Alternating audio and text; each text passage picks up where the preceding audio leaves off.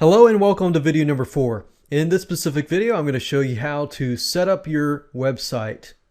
In order to do this, you need to have a domain name, web hosting, and of course, you need to set it all up. So with that said, let's go ahead and get started.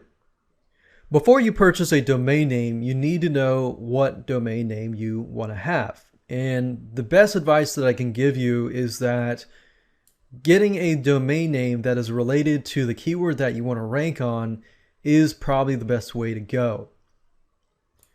So in the previous videos, I took the keywords and I copied them and pasted them into WordPad, as you can see here. So what I want to do now is I'm going to see if I can get a keyword related domain name that is related to this keyword here. So if I copy this here, and I simply go here and enter this here, click on search. You don't have to worry about the spaces in between the keyword phrase because it'll automatically remove them for you. But as you can see here, DIY chicken coop plans has already been taken. Now, normally if the .com has been taken, you can go for the .net or the .org. But in this case, somebody's already taken the .com, the .net, and the .org. If this is the case, then what you can do is simply enter a letter after the domain name. So you could put it X, you could put it HQ, kind of like DIY chicken coop plans HQ for headquarters, and see if that is free. Because when Google looks at your domain name, anything to the left of the domain name they're going to look at. So they're going to see DIY chicken coop plans HQ. Now, it would be better if we had just DIY chicken coop plans, but because that is taken, we have to use something else.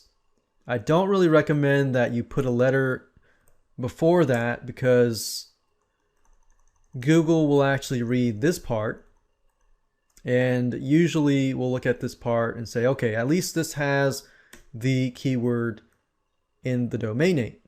You could put X as well, DIY chicken coop plans X, but if I were you, I'd just put a HQ for headquarters.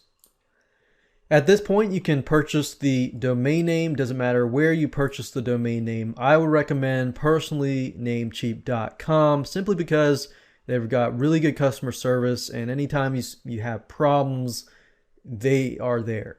I've used GoDaddy.com.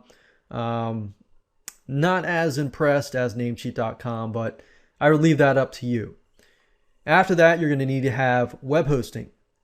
I'm going to show you different options that you can take and you can make your own decision.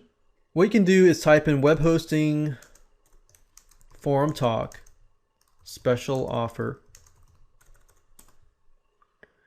This is a forum that I personally use and have personally used for many years, and they're basically a forum where tons of web hosting companies hang out. And they offer these really super discounted special offers that you would rarely ever see anywhere else. So by clicking that link, you'll see shared hosting offers, reseller hosting offers, dedicated hosting offers, and so forth. Now for you, all you need is shared hosting offers. And from this point, you can look through the web hosting offers. You can go to places like HostGator.com that will charge you $4 to $5 a month. That times 12 is whatever that is, I believe 60 bucks, $50 to $60 a year. If you go through this route, you're probably going to pay anywhere from $10 to $20 a year, which is 50 to 60% savings. So what I recommend that you do is go here, find a web hosting company that appeals to you. The ones at the top here usually are pretty good. Of course, do your due diligence. And basically, as long as you have purchased a domain name at namecheap.com, and then you get a hosting account created at one of these web hosting companies, all you have to do is simply give them your domain name and they'll set up everything from that point. Now, they're going to give you, after that, they're going to create an account on their server. You're going to need to log into namecheap.com, and they're going to give you what we call DNS servers. And they're going to give you information on how to set everything up.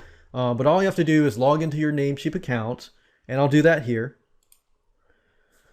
Assuming that you've purchased the domain name, go to Domains, Manage Domains, click on the specific domain that you want to modify, and then as you can see here on the left-hand side, you're going to click on Domain Name Server Setup. So if I click here, you're then going to see a screen that looks like this. You're going to click on Specify Custom DNS Servers, and then you're going to simply enter the DNS servers that the web hosting company gives you. Some of them will give you 2, some of them will give you 4. All you have to do is enter them here, click Save, and that's it.